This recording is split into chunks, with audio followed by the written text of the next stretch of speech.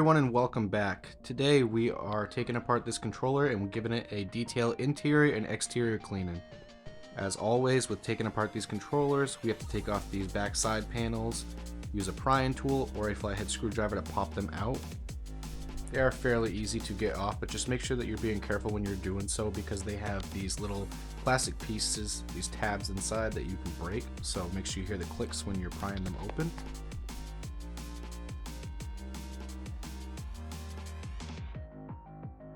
Now that we've got the side panels off, we're just going to take 5 T8 screws out of the back shell of the controller. Here you can see 2 are located on the side panels and 1 is located right directly in the middle. When you open up the sticker, it does void the warranty. I let everybody know that before working on their controllers. And the faceplate just pops off. And here you can take the thumbsticks out and then you can just take the controller right out of the back shell. It just slides out easily. There we go. I had a screw stuck in there, so I just tried to play with it to get it out. Sometimes that happens because of the sticker, it's not a big deal.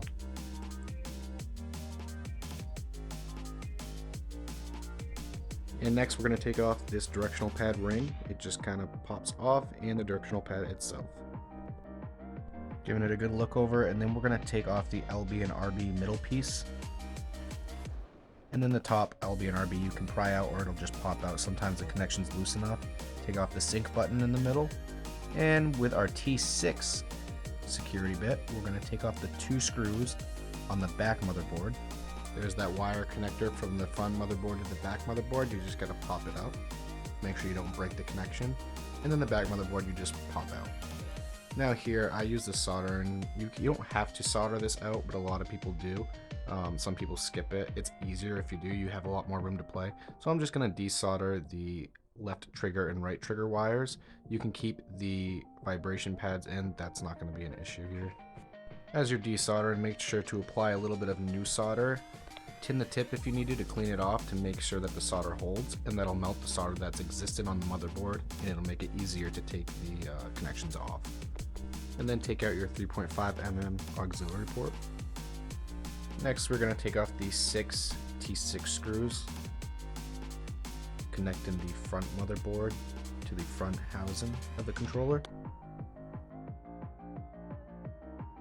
Once we get that done, it just lifts right out, and there's your button pad.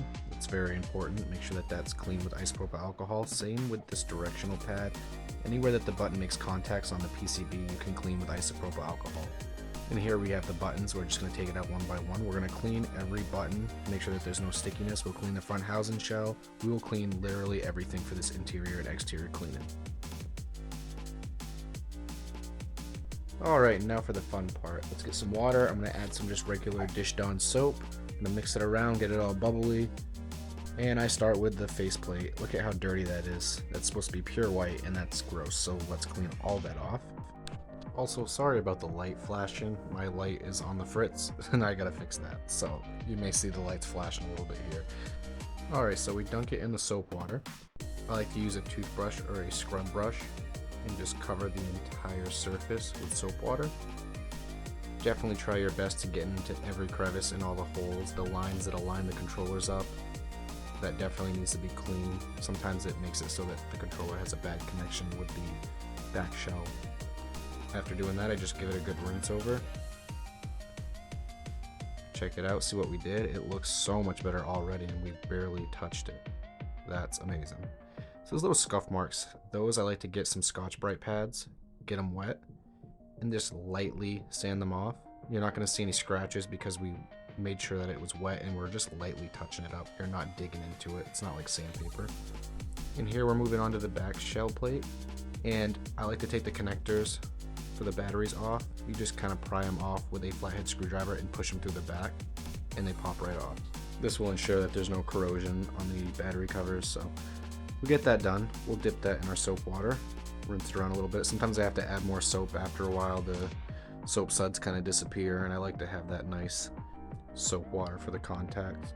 So here we're just going to get all the crevices and holes again. Make sure you get all the lines that align up the controller parts. That's definitely important. Scrub as good and as much as you can to get anything, any dirt, residue, hair off the controller parts. really doesn't take much effort to do this, but you can see the more you do it, the better you get at it, the more that you have a better eye for where to clean and what's important to clean. And then we just rinse it off. And here we go again. There's some more marks that we could scuff off that didn't come off with soap water. And so we're just going to touch those up.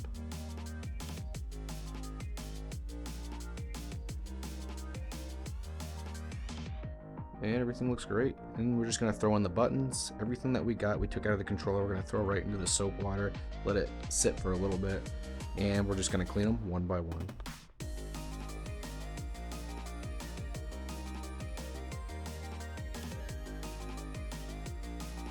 This is a very tedious process, but it's actually super fun. The results that you get when you're done are amazing, and you will have no sticky buttons whatsoever. Make sure you get at all the buttons when you're cleaning them at every angle. A lot of them like to have sticky residue on the sides, kind of where they make contact with the faceplate, so you definitely want to make sure that you get all 360 degrees on the buttons to make sure that they're completely cleaned off. Little rule of thumb with these side panels, just make sure you do the same thing we did with the faceplate and the back shell. You want to make sure that you get in all those crevices, and if you have to sand anything off with the Scotch-Brite pad, just make sure you do that as well. Very common for those to get dirty, but easy clean and easy fix. Yeah, we have a good couple marks right there. We'll get those off and brand new. I will give a little recommendation for this LB and RB button. Be very careful. They're very easy to bend, very brittle, and you can break parts off of them easy. So you just want to make sure that you're careful as you're using a toothbrush to scrub them. Definitely make sure you're getting every angle with the directional pad, and then I just let them sit and dry. You can use a hair dryer to make them dry quicker. I suggest that. You want to make sure that the holes on the faceplate and the back plate definitely get dry, because that'll seep into the screws and the motherboard. You don't want that to happen. And here we are just cleaning off the inner faceplate with some isopropyl alcohol. I like to make sure that all the contact holes where your X, Y, A, B buttons are and everything else are cleaned off so that there's no sticky residue left over. Then I like to take some isopropyl alcohol and a cotton swab, Q-tip, and just kind of clean off all the contact areas, any of the button areas, the LB, the USB port, anything like that. Just want to make sure that there's nothing sticky in there that'll kind of make it not work anymore. That's definitely something that happens often, so cleaning it will ensure that they work properly. And right here I'm using duster. It's the air in a can to blow out any dust or residue, dog hair, animal hair, anything like that stuck in the controller, Joy-Cons, or just on the PCB motherboard in general. And now it's time to put the buttons back in. So super cool thing about the way that this is designed on Xbox, the buttons go in one way. There's little tabs that make it impossible for them to go in the wrong way. So just make sure that they're facing the right way and that they're seating properly. We'll make sure that these are all in. Yeah, see, I have to twist that one over. See? And that's exactly how that works. There's the power button. So I gave this controller a little power button light upgrade. I want to show you guys how I did that. So before I did that, I cleaned the button pad with isopropyl alcohol just in every contact area. It's very important to do that. That gets a lot of dust and dog hair or animal hair in general. Here is that light that I was telling you about. So here we use a sticker that they send with it. This came from Extreme Rate, really good company. I suggest checking them out.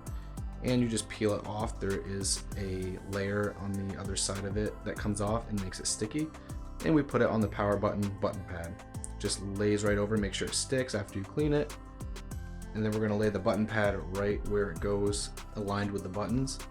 And that covers that light on the PCB when you turn on the controller, and it will send the light through that button pad. And with that blue film, it's gonna make it a blue color. It's awesome. They came out really good. I've done it to a couple of controllers now. So here we're gonna put in the 6 T6 screws. Guys, I will have in the description a link to Amazon for those power button lights. Definitely buy a pack. I think it comes in a pack of like 60. It's a lot of lights that you can use. Different colors, all variations. Easy to install. I mean, you have to take apart the controller pretty much to where I did completely. But if you don't need the soldering iron, but if you have it, it helps. You can do it without that. You just need the T6 and T8 security bits. In here you can see we're just soldering back the trigger connectors. You got your positive and negative. They are listed on the PCB board, so don't Don't get worried, gray goes on top, black goes on bottom.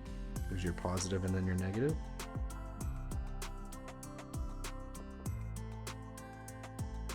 Now that that's finished, we'll put our LB and RB button back on there. And just kidding, I got ahead of myself and I missed the sync button. There we go. Now we will put that back on. It should just snap on like so. Perfect. And here it's just plug and play. And I put it back on the back shell, make sure the triggers are working, nothing is interfering with the connections. We gotta put our directional pad back in with the ring that holds it together and holds it down. That just simply slips on. Don't forget to place the joysticks back in before you put the faceplate on.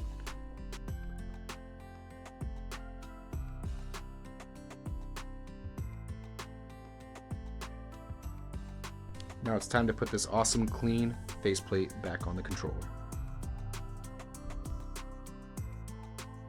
Let's not forget our 5 T8 screws that go on the back shell. 2 on each side panel and 1 in the middle through that warranty sticker right there.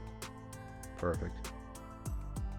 Just snap on those side panels and our controller is fully functional and good to go.